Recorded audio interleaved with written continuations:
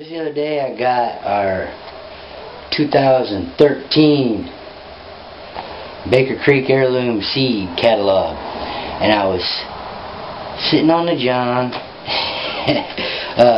getting ready to look through it and figure out which seeds I wanted to get from, and I read this article on page 14 and 15. It's called GMOs Is the End Near? And it's a great article.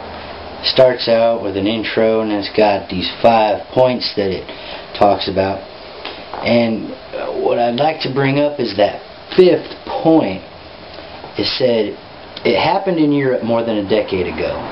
When enough consumers learned about the risks of GMOs, they didn't want it. And good companies were forced to stop using GMO ingredients.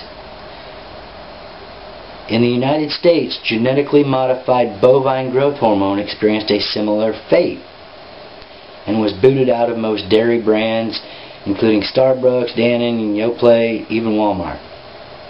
Now, here's the important question. How many GMO-avoiding Americans would be sufficient to inspire the food companies to eliminate all genetically modified ingredients here? First, consider that GMOs give no consumer benefit at all. Nobody's jonesing. Okay, I should just read this. Nobody yearns for their daily dose of Roundup or BT toxin-laden food. Nobody. Second, it's the same companies that removed GMOs from their European brands. The companies that we would like to have remove GM ingredients are companies that have already removed GM ingredients for the products that they sell to Europe.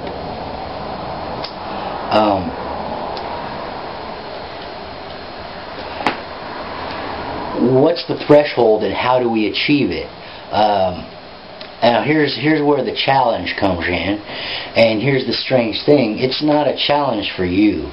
I'm saying this publicly so that I feel accountable, because this is something that I need to do. And one thing that I was planning on doing was, talking to people about this problem in supermarkets and whatnot. I'm actually going to do it when we go down to Pensacola, in case I get into a heated discussion and my ego takes over and I say things that will get me ostracized. In Pensacola it won't matter. It would be kind of bad in this small community because they burn witches here. I'm pretty sure they still do that. But one of the things is to memorize some facts. And one way I was thinking about going about this was by finding a popular product that has GM ingredients. And now there's a way to tell, I guess, like if the barcode starts with 8 or 08, or I think it's a PLU code, price lookup code. It'll be a 5-digit number instead of a 4-digit number, and that 5-digit number will begin with 8. 8, behind the 8 ball. It's a good way to remember it. But you find a popular product like this, and just stand around, and as people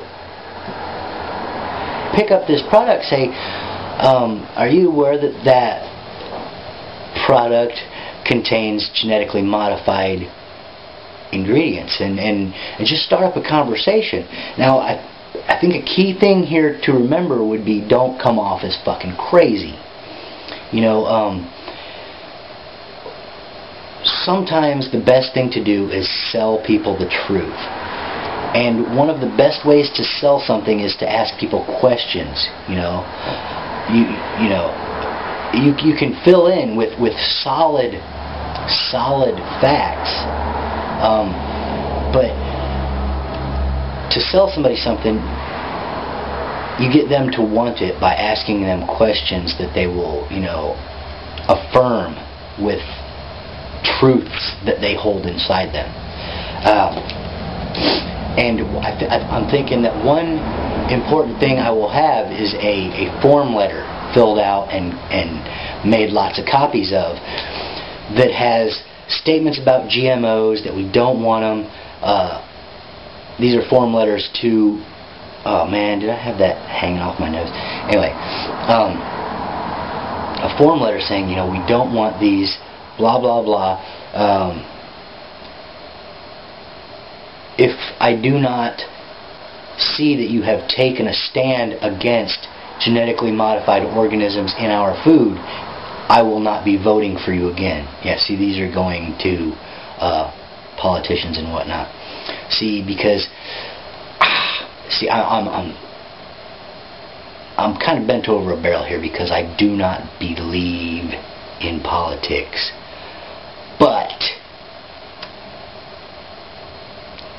this could work if people weren't so lazy.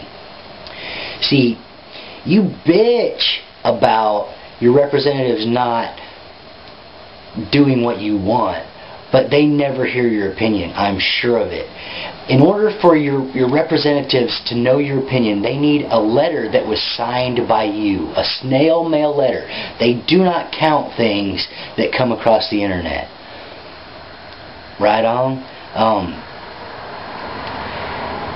If they're given a letter from you on an issue, they will know your opinion. And letters count as votes. And it's not just a single vote. They think that since somebody cared enough to send a letter, a signed letter, it has to have your handwritten signature.